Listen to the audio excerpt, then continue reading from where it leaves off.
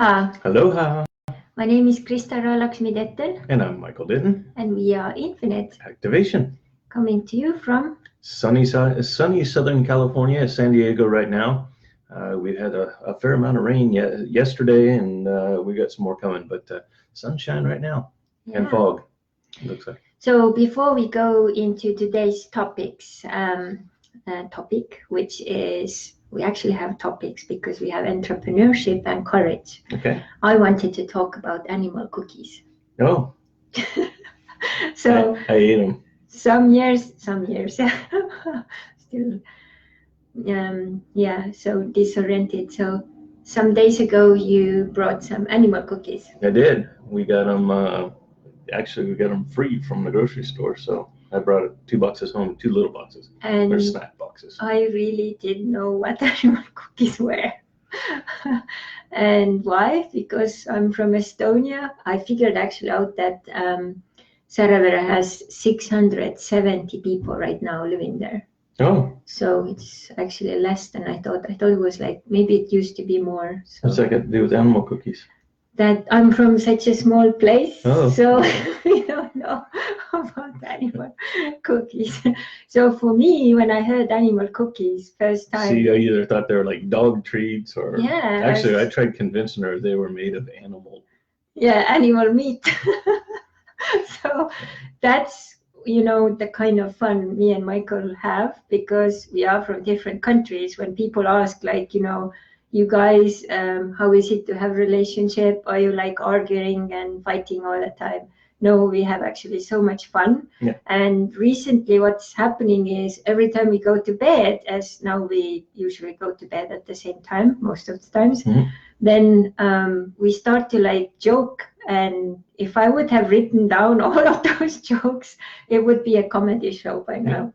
Yeah, or so, you'd have a book, that's for sure. Yeah, so it's we have a little comedy hour. Yeah, in us. Yeah. So we are having fun. Yeah. And that's very important, to have a partner who you can have fun and who makes you laugh. Yeah. And Michael makes me laugh. So. Yeah. And I finally gave in, and I told her it wasn't made of animal meat. Yeah. So. Dumb. Yeah. Bummer. So, do I make you laugh? You make me laugh. Okay. Yeah. Sometimes when I say things weird with my Estonian accent. Yeah, say and do funny things. Yeah. Okay. Yeah. Cool. So we are equal. Absolutely. Yeah, very nice. So today's topic I picked because we have quite a lot to say about it, but we are not going to say too much about it because we have limited time. But these are very important things nowadays, even more and more, because more and more people are becoming to, figure out that, okay, I'm probably going to quit my job and actually become an entrepreneur.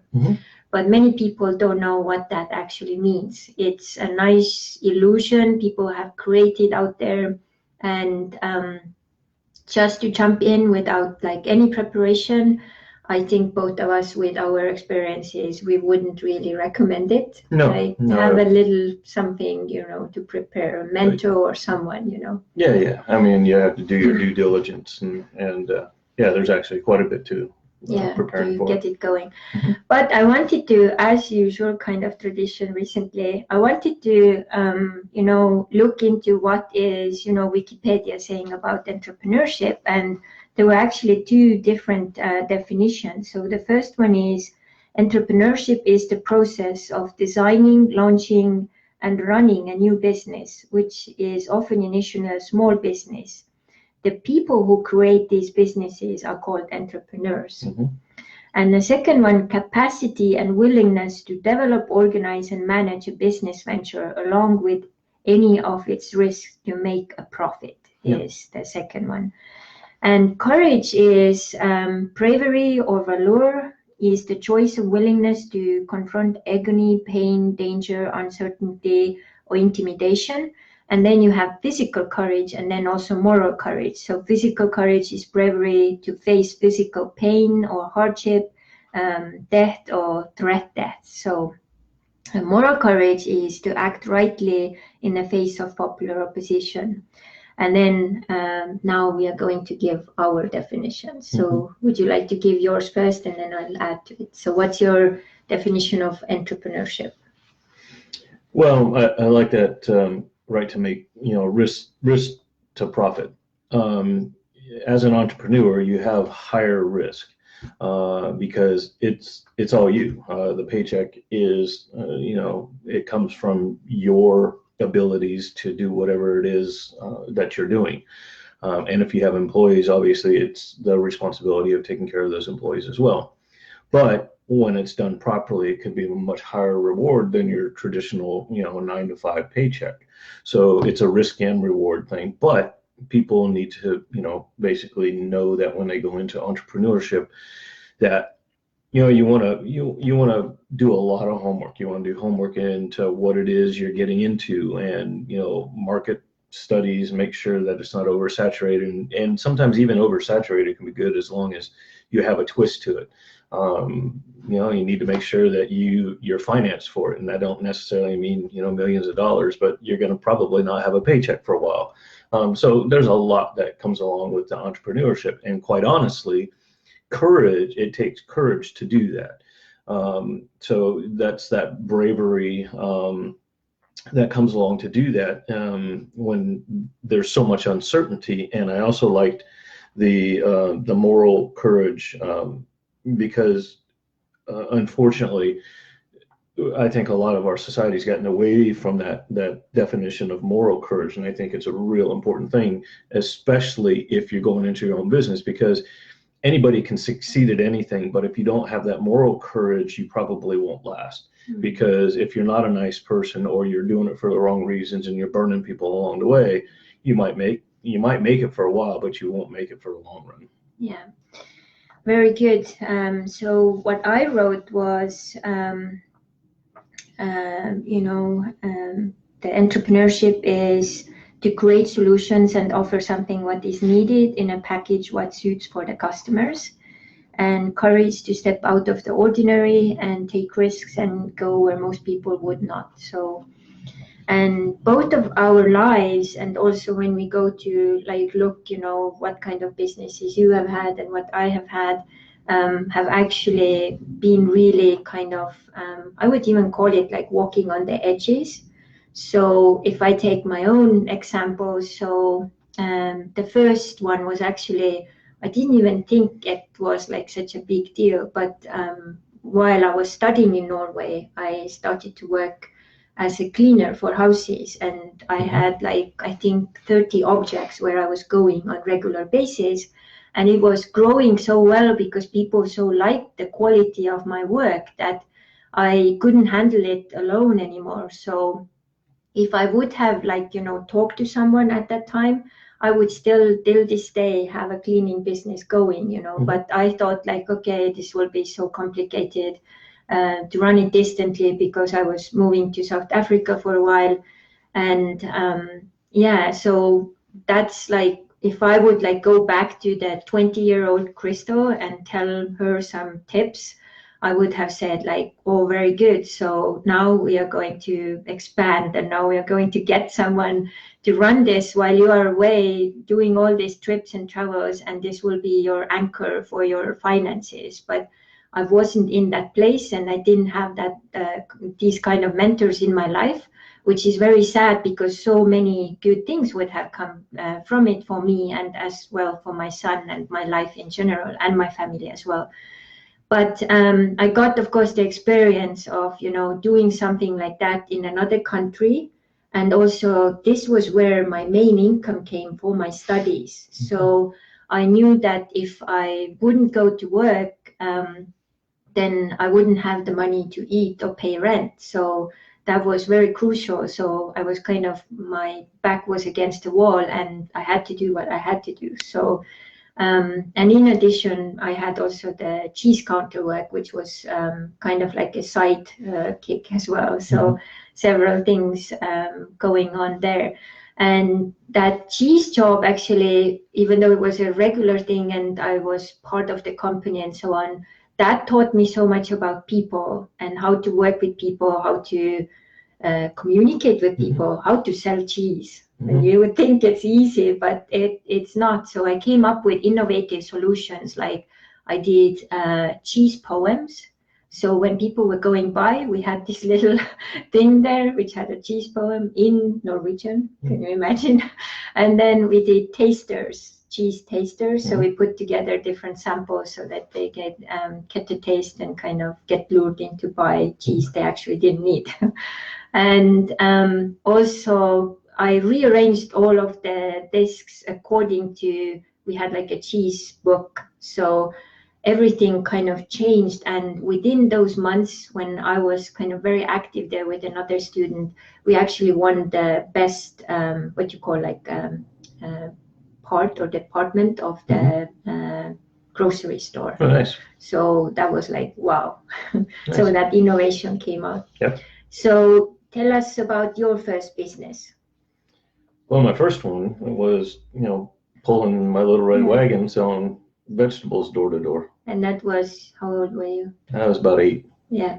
So, and then how did that work? So people paid money, so you gave the money to your mom? No, I kept the money. Okay. Yeah. So, and then you bought another like fruit tree for her. Yeah, when I first wrote my book, I actually wrote that I bought my wagon with the proceeds. But my mom, after I released my book, she actually told me that wasn't actually what had happened. What had happened was, with my first money, I bought her a lemon tree, knowing that if she planted it, it would grow more lemons for me to sell. That's a very smart businessman. I didn't remember that, but she said, no, you bought me a lemon tree, knowing that it was going to make lemons and you'd be able to sell more lemons. Yeah, very smart. Yeah, so my second business was actually, I registered it and I even got all the paperwork done, was actually my angel healing business in Norway. But as that got done, I actually figured out that there was so much work happening for me in Estonia that it was actually smarter for me to actually move back to Estonia. And by that time, I also had registered my business in Estonia. But the way I did that one was actually, I was testing the grounds for like 2 years, doing like consultations and seeing what people need and how and so on. And as I was also starting to do live events with that, I remember the first time I threw out like, okay, today we're going to have an angel evening where you can learn how angels can help you to create more abundance into your life. And some of the media people got kind of information about that, and they're like, who is this crazy girl, claiming that you can have more abundance with angels, So they came to do stories for newspapers, and then later I was invited to a TV show as well. And when I went to the TV show, what happened was that the viewers of that show, it skyrocketed because the topic was so extraordinary for them. That time it was not still very normal to talk about spiritual things on a public TV. So as I was going there, they're like, oh my God, this is really a popular thing, getting a popular thing. Let's do a TV shows about that. And then they actually built a TV show, and then I was the first guest there, and it was called actually Estonian Witches. So I was the first Estonian witch in that show, and I said, I'm a witch, but I'm a good witch. So, and I think you can confirm. I can. Except if I make you mad. Yeah, that's not a good thing. So, and then that first event, I just sent it out to my email list and different people. And that time we also had, it was also, I think it was a list which was going around, like 800 people got the info. And I thought maybe 10 people sign up. And at the time I was still studying and living in Norway. And just in no time, like 3 or 4 days, I already had like 70 people signed up, and I had to actually change the room. And all the people, because I was coming from so far, I said, you have to pay upfront the whole fee, which was something really new. I had never done that before. And all the people, of course, paid also upfront. So I remember I came to Estonia, and the first thing I did, I went to an ATM just to check my bank, credit, and it was like I couldn't believe it. Like the money was already there, and the event hadn't even happened. So, and after that event, of course, because I continued with this like really different kind of topic, I got more media coverage and so on. And then after some time, as I did my aura transformation and stuff, then I like kind of continued with that instead of just angel therapies. But that was even like, next step, because now I was telling, hey, come to me with 2 hours, I can upgrade your aura and your life will change. So it was even more intriguing. So I had more media coming to cover, like, okay, who's this crazy girl, doing this now? So so it was going step by step. And I remember I was writing my first business plan, and I had a couple of really successful business people kind of like checking it, and they were just going through it and just saying, Crystal, this is utopia, this will never happen. And if I remember correct, I put like, nothing something really crazy, like, maybe I don't know the conversion, but it was like 300,000 Estonian crowns I wanted to have like as a profit for 3 years, which is not much, but for me it was like really crazy money already. And we basically, after a year in action, we figured out the revenue was around close to 70,000 euros. So then those businessmen were very quiet suddenly. So I had proved that my ideas, and doing the live events and doing the consultations, and I was also developing products. I was so amazed, like I don't have it here right now to show, but it was like this little silk bag where I put like a little prayer for your soulmate and a little like stone, and something else which I had there to sell like for 100 krona, and people bought it like hotcakes. It's just like a little thing of something, and that really like boosted my creativity, like, oh my god, I can do all kinds of things, and I came out with like the craziest things. I was actually releasing also my angel meditation CD and so on. So that was quite the start off for me. But what was your next business after your? There's been 100 of them, so we don't have enough time for all that. Yeah. But which one would you like to bring out, like where you, brought some, you saw that there was an issue or some opportunity where you could go in and offer some solution for the local community? Well, I mean, the latest thing I did, before I took off and went sailing, was I bought a chandlery that had been around since the 60s, and it was family owned and operated, and they sold it to somebody who had lost interest in it, and it was going the wrong direction. I bought it and brought it back to life. And so that was a souvenir shop. And well, no, that was boating supplies. Supplies. Right, but the souvenir shop used to be part of the original chandlery, and it didn't exist anymore. So after I got the chandlery up and going, then I brought back the nautical novelties and all the pirate stuff and clothing and gifts and shoes and all that stuff. And then I added some other things to it as well. But you added internet cafe. I added the internet cafe, and then about 2 years after I bought the chandlery, then I bought another business 2 doors down, and I opened up Going Places, which was a little electric boat rental, so people could rent the electric boats and putz around in the harbor. Yeah. Very cool. And then, of course, the real estate. I still have my real estate going too. Yeah. So, so basically, when we kind of look into entrepreneurship in retro perspective, so my tips for people when you are starting out and thinking like, okay, I want to do something different, I want to start to create myself, I want to be my own boss, Definitely do a lot of market research if that what you want to bring or the solution which you want to offer is actually needed by the people. I have had so many of my clients coming to me and saying, oh, I want to create this and that, and they just maybe even just, copied the idea from someone and really didn't really go deep inside of themselves to look like if that is even part of their life mission. And then they put all this energy to build it and do all these preparations and leaving their regular job, and then it doesn't work because no one needs it that way, or it's not the time, or some other variables, because there's thousands of millions of little things which start to play in, and they are so miserable and depressed after that, and many of them actually return back to their regular jobs because they just thought that when I go away from 9 till 5 it's going to be like roses and who knows what, but then they realize, oh my god, it's 9 to 9 now.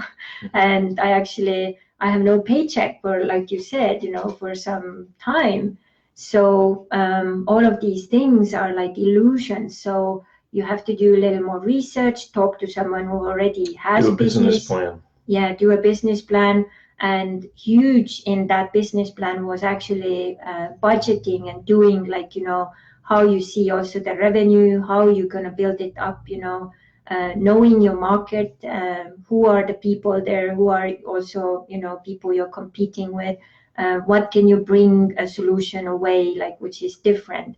And then also how that courage plays in, because I have done so many things which have been kind of ahead of the time. Also kind of, just coming out in 2009 when we started with the Tantra classes in Estonia, where we actually offered also full naked Tantra massage, one of the first companies doing that publicly.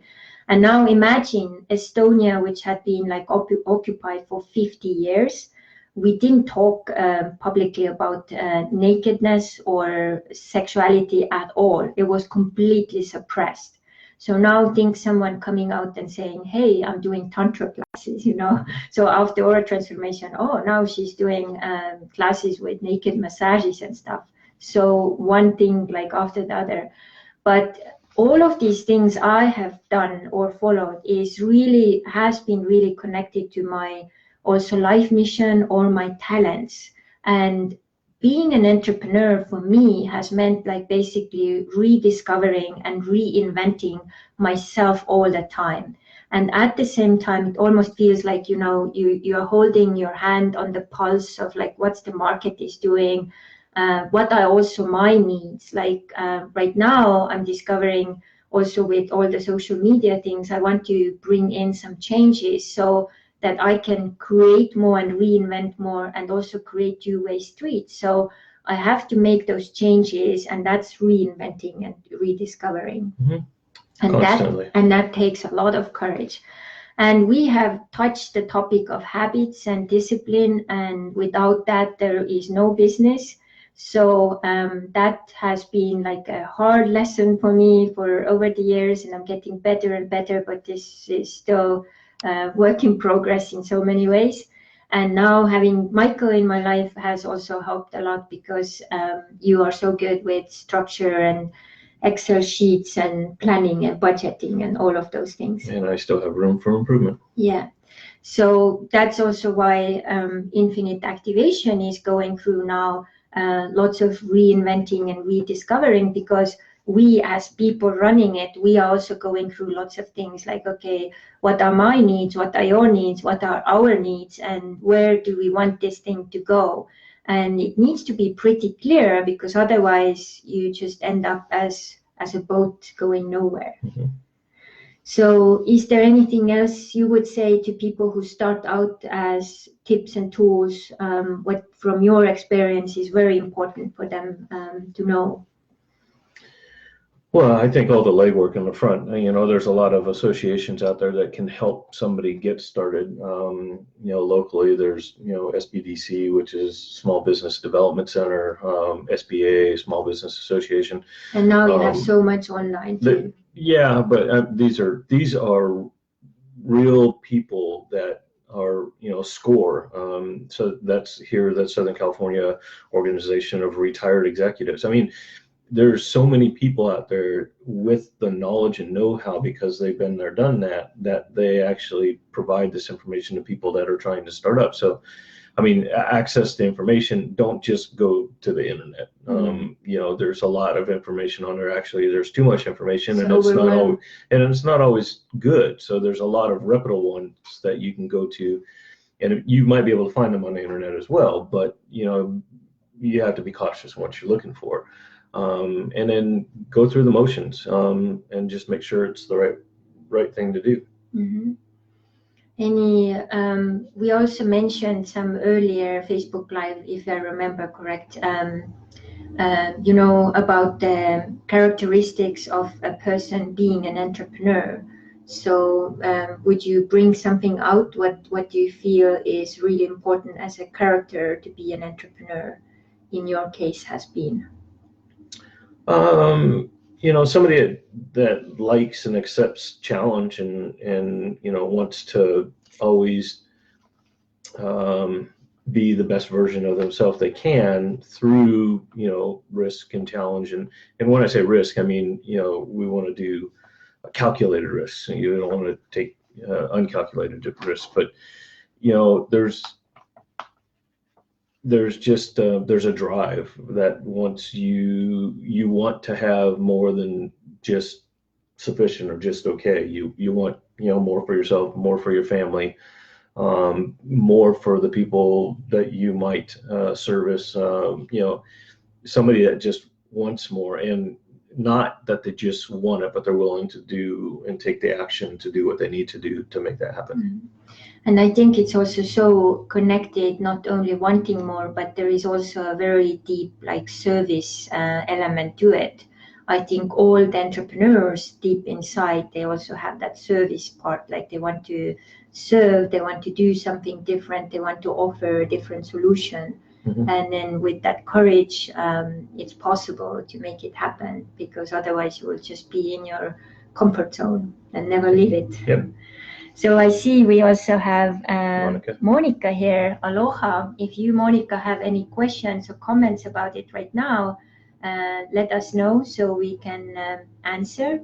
And also, one of the things which I would like to mention, as a couple doing business together, it's really amazing when you come together and kind of put your heads together. It's like, okay, let's do this now.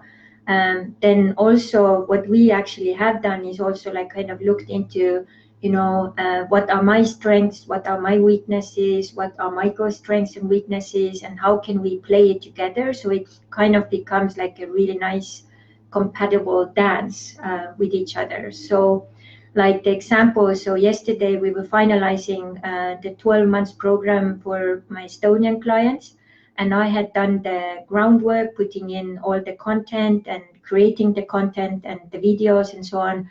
And I got pretty far, but then came the back end stuff, which Michael is really good at, how you tie them in. And because he has been doing that most of the time.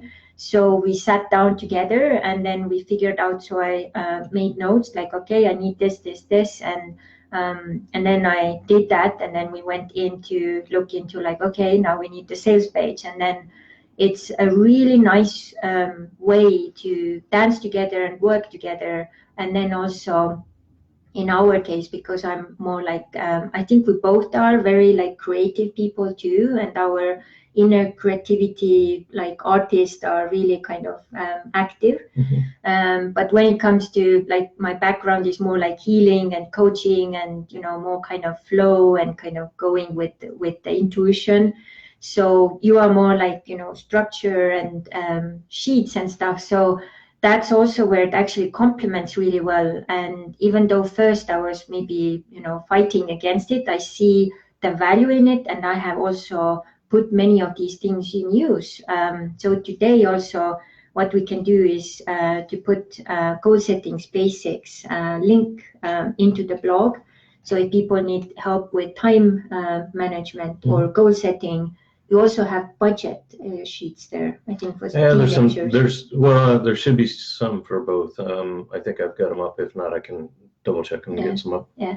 So these really helped me to start with those things too. And I know I just went to an event with like over 100 people who were actually all coaches or, you know, consultants. So this is, or healers, you know, this is a new kind of wave of entrepreneurs coming in. Mm-hmm.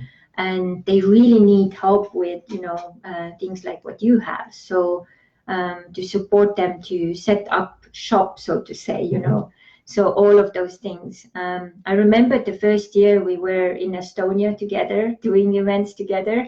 It was so weird because Michael wanted to have, like, you know, basically you could call it the checklist, you know, everything you need to have and be prepared, like, you know, 1 or 2 weeks before. And for me, I always like operated like last minute thing, like kind of going to the shop, like on the way to the event and stuff. So I have learned lots of kind of relearned lots of these bad habits into more good habits. Now, even when we travel like long distances, usually I didn't sleep a night before. I was like packing like a manic rabbit, you know, till the last moment. And now I'm oftentimes packed already days ahead. So that's like, you have good influence on me. Well, for some things, that's for sure. Yeah. So I hope I have good influence on you. You do, definitely. Yeah. So thank you, Monica, for being here. And whoever is watching this, we want to really encourage you to work with your dreams, never give up. And if you need, you know, support during your journey, starting this, and you need to talk to someone who has done it and many times in many countries, then we could really be your support system, mentors, whatever way it works. So let us know. And we are also working on different things now here. So I'm going to start to work now on the intensive coaching and another 12 weeks intensive program. And then eventually we were thinking of doing some other things this beginning of the year, but things changed and our also priorities changed. So we had to kind of go with the flow here. So we are tapping in with this and also letting you know about the changes which are coming, also with videos and stuff as we go. So we are trying to optimize and also learn how to do more smart business. So absolutely. And why is smart business important? It's easier. Yeah, and why is easier important? Because it's hard enough as is. Yeah. So when you have two heads together, it gets even easier, especially if you have a woman and a man. So who we have? Kaya. Aloha. Kaya, aloha. So that was all about the topic. So the questions for your homework is basically, you know, try to define what is entrepreneurship for you, what is courage for you. And then the third one would be like, you know, what is your idea and how you would like to execute it? Like if you are working on a regular job right now, you know, nowadays it's very easy to set up also like, you know, small side businesses on like a Facebook page or eBay or whatever, you know, do research on those. And, you know, if you are a creative person, you know, you can sell your photos or you can, you know, do an online class. There are so many different ways which you can, you know, test out before really, you know, burning that ship and jumping out to the next one. So we really recommend to take steps very smartly. We encourage you to do, you know, to expand and do those things, but just make sure you do them properly. Yeah. So that's it. Yeah. So thank you so much for your time. We hope that was helpful. Thank you so much for showing up. Please like, share, and subscribe on all of our channels. If you have questions, suggestions for future topics, please don't hesitate to let us know because we are here to serve you. Yep. And lots of aloha. Yeah. Mahalo. Mahalo.